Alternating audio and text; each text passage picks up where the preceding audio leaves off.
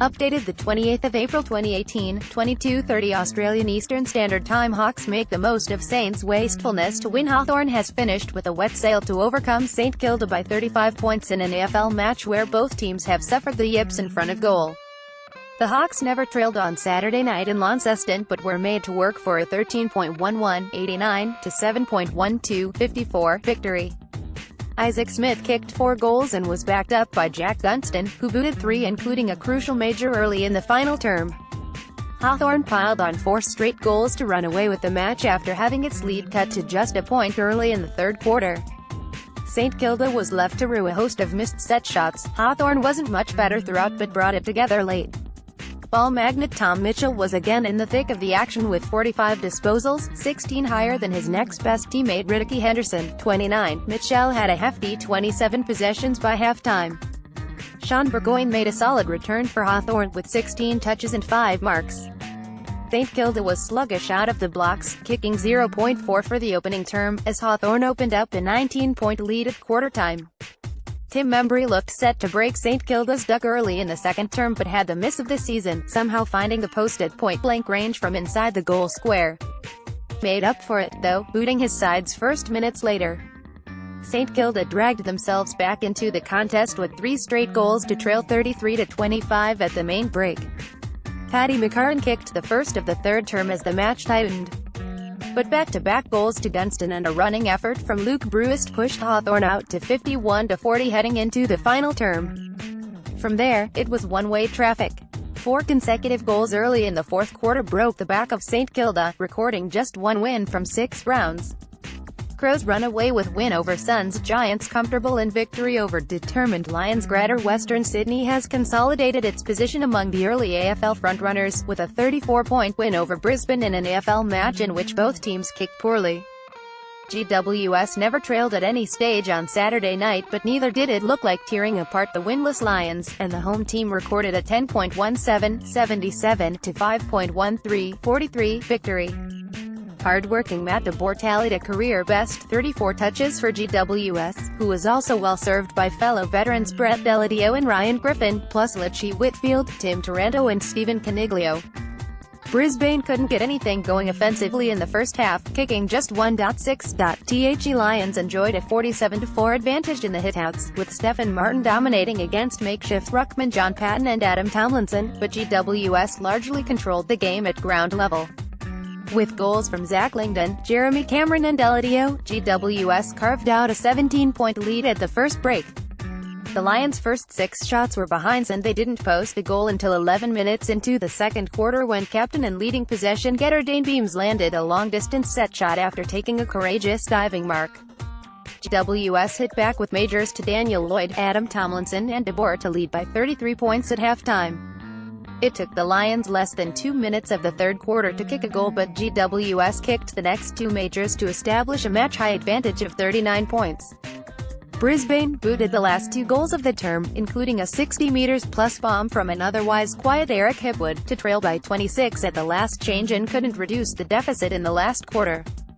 Langdon came off in the second quarter with a knee injury, while Brisbane's Nick Robertson was placed on report. Swans rally late for gutsy road win in Geelong. Sydney has stormed home with a 7-goal final quarter blitz to stun Geelong by 17 points in the AFL match at Cardinia Park. The Swans looked down and out when they trailed by 22 points at three-quarter time, having booted only 1 goal in the previous 2 terms. Rookie Robbie Fox got the visitors up and going with a huge mark and goal early in the fourth quarter, and his teammates responded, as they kicked away to win 12.14, 86-10.9, 69. It was Sydney's 3rd straight victory at the stadium, the only 3 matches the Cats have dropped in the past 21 on their home deck. With Callum Sinclair holding sway early in the ruck against Rhys Stanley, the Swans were good value for their 15-point lead at quarter-time. But the home side wrested the momentum back their way in the second term, booting 4 goals to nil to lead by 12 points at the long change. Geelong midfielder George Horland-Smith was concussed early in the quarter and took no further part in the match. Sydney's only score of the second term was a behind following a dreadful error by Luke Parker. The Swans midfielder took a strong mark at the top of the goal square but botched his simple set shot, allowing Zach Guthrie to get a finger on the ball while manning the mark. Sydney finally broke its goal-scoring drought midway through the third term. But even then it required the intervention of the video official to determine that Isaac Heaney's accidental back heel had crossed the goal line after the umpires had initially called a rushed behind. Fox and Will Hayward booted 2 goals apiece in the one-sided final quarter as Sydney turned a 22-point deficit into a 17-point triumph for its 4th win of 2018. Jordan Murdoch was reported just before halftime for a high bump on Heaney, although there didn't appear to be any malice from the Geelong utility. The Cats have another home game at GMHBA Stadium on Friday night against the GWS Giants, while the Swans' next challenge is against North Melbourne at the SCG. Port flex muscle to beat in form Rose Port Adelaide has emerged from a horror week to post a morale-boosting 33-point win over North Melbourne at Docklands Stadium. Jared Pollock starred with 34 possessions and Sam Gray kicked 4 goals as the Power bounced back from consecutive losses with a 15.12, 102 to 10.9, 69 win in front of 17,617 fans on Saturday. Port dealt with more than their fair share of adversity in the lead-up to the clash. A difficult week included the messy falling out between Chairman David Koch and the AFL over Sam Powell-Pepper, the family tragedy of Todd Marshall and a season-ending knee injury to Hamish Hartlett. North's impressive early season form saw them in the top 4 going into the clash, but the Power simply had more contributors. Ken Hinckley's men didn't surrender the lead after Chad Wingard kicked his first goal midway through the first quarter. But in a blow for Port, Wingard hobbled to the bench in the final term with a hamstring injury after kicking his second goal. Tom Jonas did a good job on Ben Brown for the most part, but the Star Kangaroos' spearhead still booted 4 goals. Both sides were ferocious in their attack on the ball.